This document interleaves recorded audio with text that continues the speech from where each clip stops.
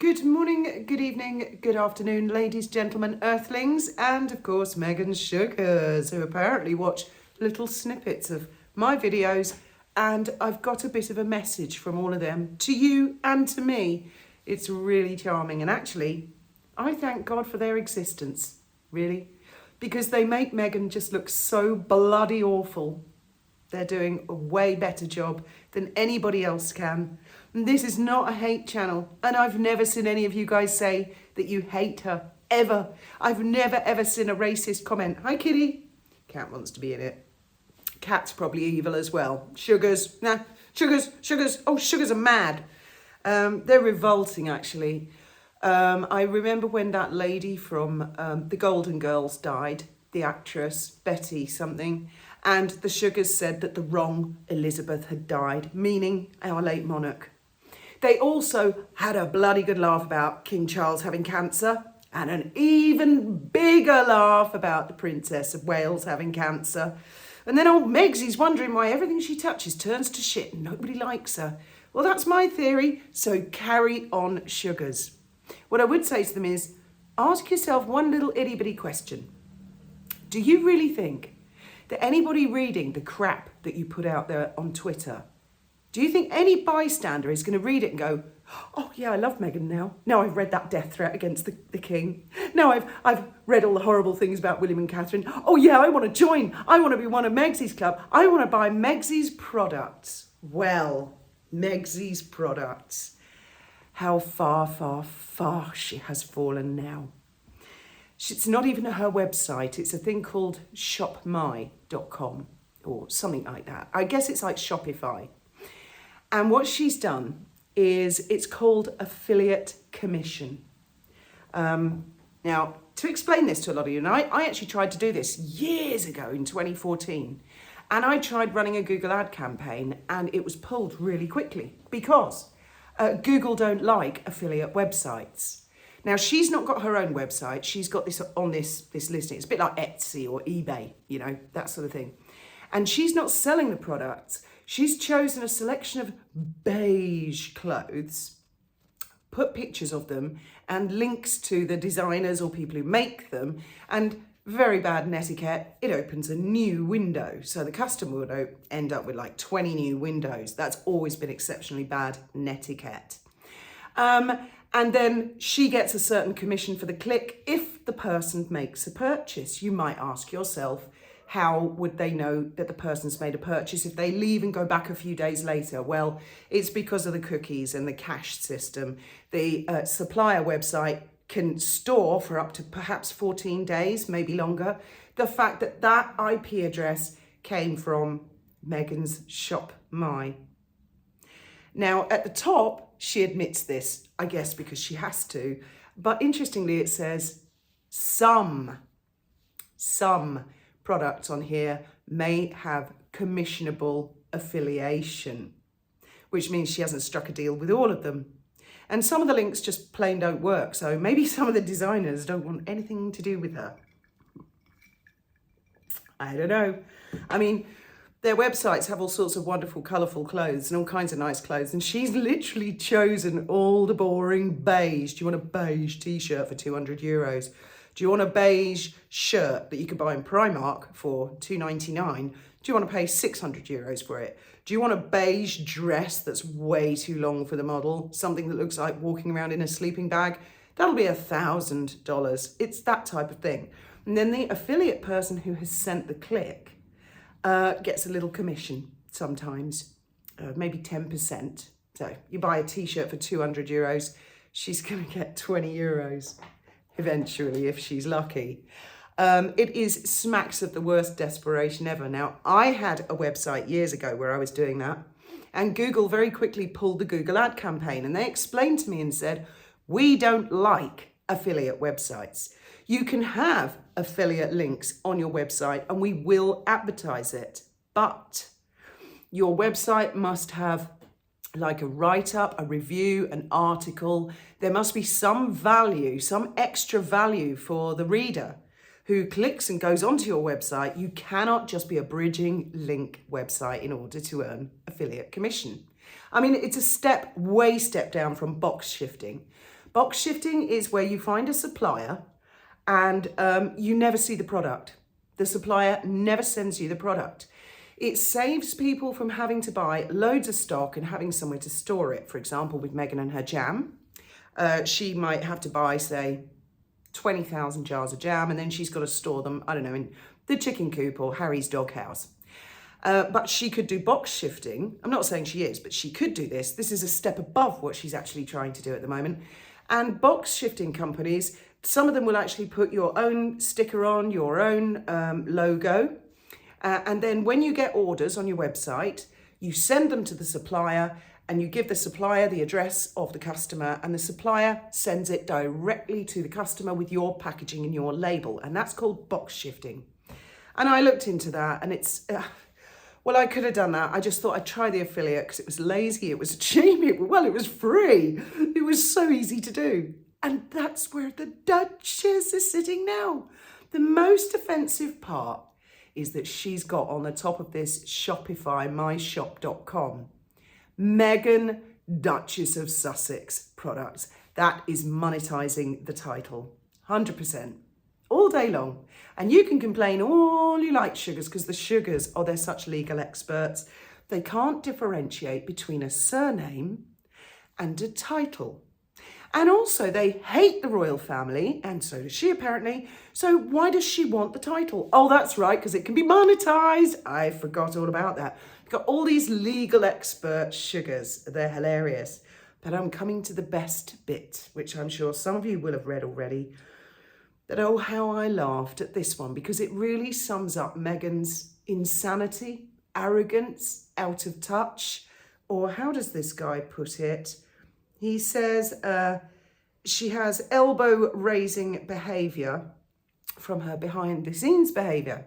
Now, let me read you a little bit of this. This is from a retired editor of Vanity Fair. Now, remember I'm going to use it as the thumbnail. Wild about Harry. Well, they're not so wild about Megsy. Canadian journalist and author Graydon Carter, 75, who ran the Society Bible for 25 years, has revealed that the Duchess of Sussex made a baffling complaint when he made her the magazine cover in 2017. I always believed that this article was to force Harry into proposing. I don't believe he'd proposed to her at that stage. Maybe I'm wrong, but I don't believe he had. And I think this was to push her face out into the public, to really force the issue, because it was making it clear they were going to get married. Well, I mean, that's what this guy was told. Now, let me find the juiciest part of this article. I mean, basically, when she was asked, that they went into this guy's office and they said, he actually names the lady who was working there at the time. I'm going to find her name because I think it's important. He has given a wide-ranging interview to the New York Post, page 6, where he has spoken about his career, Tom Cruise, Harvey Weinstein, launching of Vanity Fair's now famous Oscars party, and the Duchess of Sussex. So she's a little bit of this. Describing how Meghan became a cover star, he said, Jane Sarkin, who booked our covers, came in and said, we should do a cover on Meghan Markle. To which he replied, I have no idea who that is. Well, you and millions of us both, eh? Yeah, none of us had heard of her either. She said, she's on Suits. I said, this guy, I have no idea what that is. Why should we do a story on her? So she said, because she's going to marry Prince Harry. So there you go. That's obviously how the article was built. Do you think Harry phoned this Jane Sarkin up and said, can you do a cover story on this girl? I'm going to marry her. Bit of a topsy-turvy way about going about engagements. I wonder if Harry's interested in this. Now, the astonishing thing is, and the really out-of-touch thing is, that apparently when they were asking Meghan about Harry, Meghan replies, excuse me, is this to be all about Prince Harry? Because I thought we were going to be talking about my charities and my philanthropy. Because she was so world famous, wasn't she? So fucking famous. Oh, everybody knew who Meghan was. the spectacle of a wedding that the royal family and the British taxpayer paid for. Oh yeah, that reminds me of the message from the Sugars. If you're old, F off. If you've got any weight, F off. If you're not perfect, F off. I mean, this is ticking a lot of Meghan's things because she's a bit old, stale. She's not weighty because she's been, the Ozempic and all that, but she's got a bit of a weird figure. But they seem to think that she's a teenage girl and she's perfect. So, and also, if you refuse to adore and worship Meghan sufficiently, you can F off.